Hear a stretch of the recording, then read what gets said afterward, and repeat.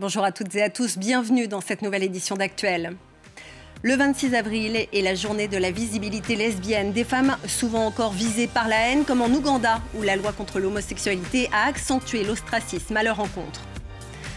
Le pape François autorise les femmes à voter lors du prochain synode. Est-ce un vrai progrès pour la représentation des femmes dans l'Église catholique? On en parle dans un instant avec notre invitée Anne Soupa, cofondatrice du comité de la jupe.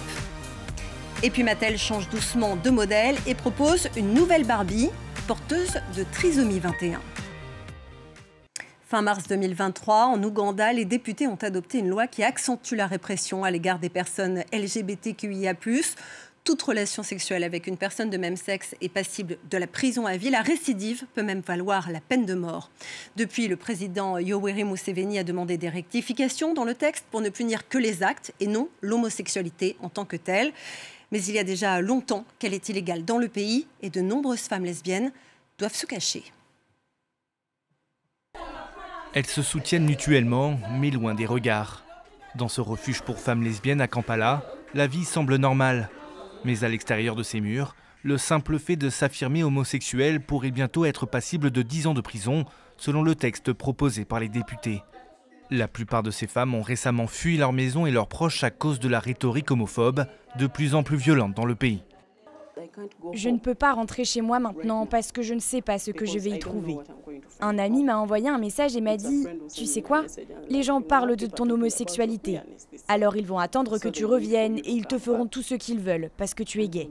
Tu n'as pas le droit de faire partie de leur société. » Également dans le viseur du projet de loi, la promotion et le financement des droits des LGBTQ. Les propriétaires et le personnel du centre d'accueil risqueront la prison. Alors à l'extérieur des locaux, ces femmes effacent tout symbole d'identification. Vous vous regardez dans le miroir et vous vous dites « Est-ce que j'ai l'air trop queer? Dois-je enlever mes arcs-en-ciel, même si c'est mon identité ?» Tout le monde est aux aguets et c'est dangereux. L'Ouganda fait partie de la trentaine de pays africains où les relations entre personnes de même sexe sont déjà interdites. Et désormais, en cas d'homosexualité dite aggravée, comme avoir des relations sexuelles avec un partenaire séropositif, la peine de mort sera encourue.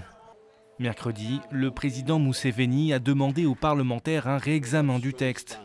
Pour lui, la disposition criminalisant le fait d'être homosexuel doit être supprimée. Seuls les actes sexuels entre personnes de même sexe doivent être lourdement condamnés. Une demande alors que les États-Unis et l'Union européenne menacent de supprimer leur aide financière si la loi est promulguée. Serait-ce un premier pas vers une meilleure représentation des femmes au sein de l'Église catholique? Le pape François a annoncé que les femmes pourront voter lors du prochain synode, la conférence des évêques qui doit avoir lieu en octobre. On va en parler tout de suite avec notre invitée Anne Soupa. Bonjour. Bonjour. Vous êtes théologienne, cofondatrice du comité de la jupe et vous avez été en 2020 candidate à l'archevêché de Lyon. Merci d'être avec nous. Alors d'abord, cette annonce du pape François, à quel point est-ce que c'est important? Qu'est-ce que c'est un synode et à quel point ça compte dans la vie de l'Église catholique? Alors, un synode, c'est l'assemblée de tous les décideurs de l'Église, c'est-à-dire des évêques. Bon. Et c'est l'équivalent d'un parlement, même si ça ne fonctionne pas du tout selon les mêmes règles. Le pape est toujours le maître du jeu, c'est lui qui décide au final. Il prend les décisions qu'il veut, il enlève ce qui ne l'arrange pas. Et il y a un prochain synode au mois d'octobre où il est question justement du mode de gouvernement de l'Église. Donc c'est le sujet lui-même qui devient le sujet. Donc 5 femmes vont être autorisées à voter lors de ce synode. Sur 10 religieux au total, donc oui, 5 femmes religieuses, 5 hommes religieux.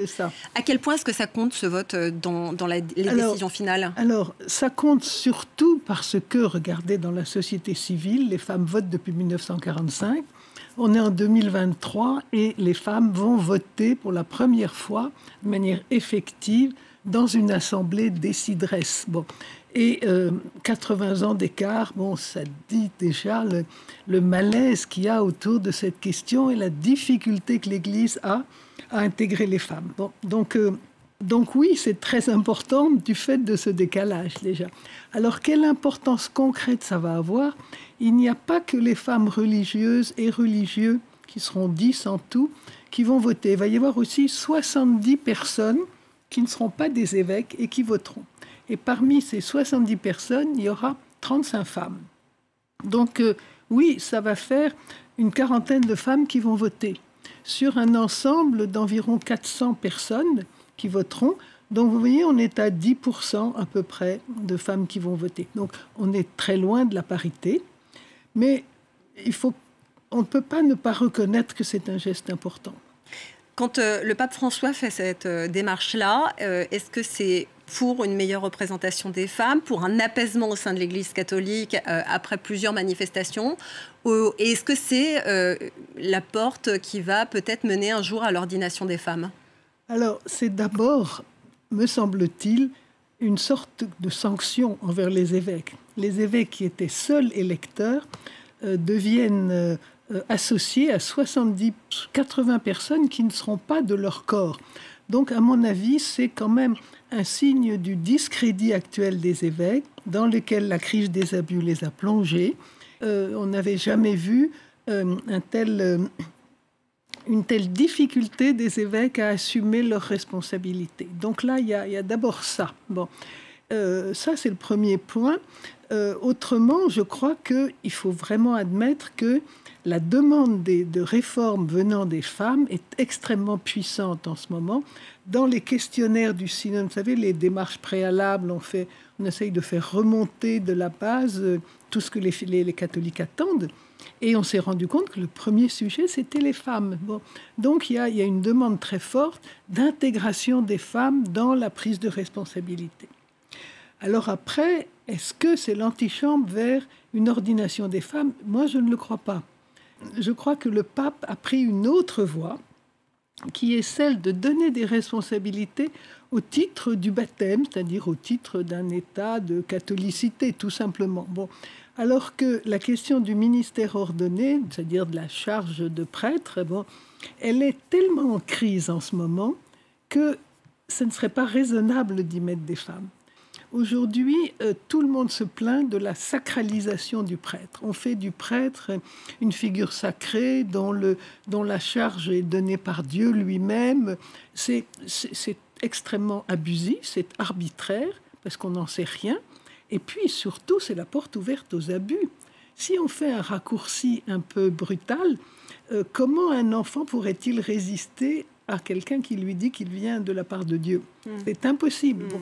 Donc, tant que le ministère ordonné, tant que le job de prêtre n'aura pas été réformé, je trouve que c'est aberrant d'y mettre des femmes, parce que ça ne fera qu'accroître le problème. Est-ce que les évêques ou les prêtres aujourd'hui sont ouverts à l'ordination des femmes où il y a de la résistance? Plus vous êtes près du terrain, de la base, plus il y a un consensus pour que les femmes participent aux responsabilités. Plus vous vous élevez dans la hiérarchie, plus vous vous approchez de Rome, moins il y a de consensus. En fait, c'est Rome qui freine. Ce sont les cardinaux, enfin pas forcément les cardinaux qui sont tous à Rome, mais ceux qui se retrouvent à Rome pour les grandes décisions. Ce sont eux qui freinent, en particulier les prêtres, les cardinaux conservateurs, parce que ils y voient une perte de leur privilège, finalement. C'est le seul mot qui vient. Et pourtant, quand on se penche un peu sur la figure de Jésus, fondateur du christianisme tout de même, beaucoup de voix le décrivent comme un homme qui était féministe. Quelle est votre opinion là-dessus? Moi, j'ai été une des premières à dire qu'effectivement, Jésus était le premier féministe de l'histoire. Parce que quand il rencontre des femmes, il ne fait aucune différence avec la manière dont il rencontre des hommes. Il a la même empathie, il y a le même regard universaliste, c'est-à-dire qu'il voit un être humain d'abord, il ne voit pas un homme sexué ou une femme sexuée, et il ne leur donne jamais des consignes genrées. Il ne leur dit jamais c'est l'heure de la tétée, rentre chez toi. Vous voyez, donc on a quelqu'un qui n'a fait aucune acception de genre. Eh bien, merci Anne Soupa pour cet éclairage sur cette question du synode et de l'ouverture au vote des femmes par le pape François. Je rappelle le titre de votre dernier ouvrage, « Espérer », coécrit avec Christine Pedotti, et c'est aux éditions Albin Michel. Longtemps, elle a été blonde, blanche, longiligne, mais avec le temps, Barbie s'ouvre à la diversité, noire, asiatique, petite, grande, ronde, mais aussi des poupées en chaise roulante ou désormais une poupée Barbie porteuse de trisomie 21. Cette évolution de Mattel ressemble à celle de la société qui s'ouvre de plus en plus à la différence. Léo Péchard. Elle vient de faire son apparition dans les rayons.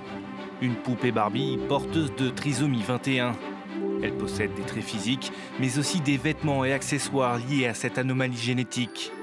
Par exemple, les papillons et les couleurs jaune et bleu utilisées lors des campagnes de sensibilisation.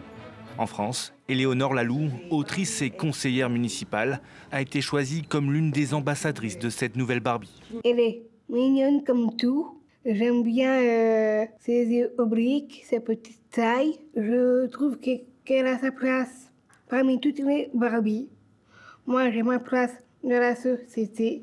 Je connais mon expérience. On peut vivre heureux avec.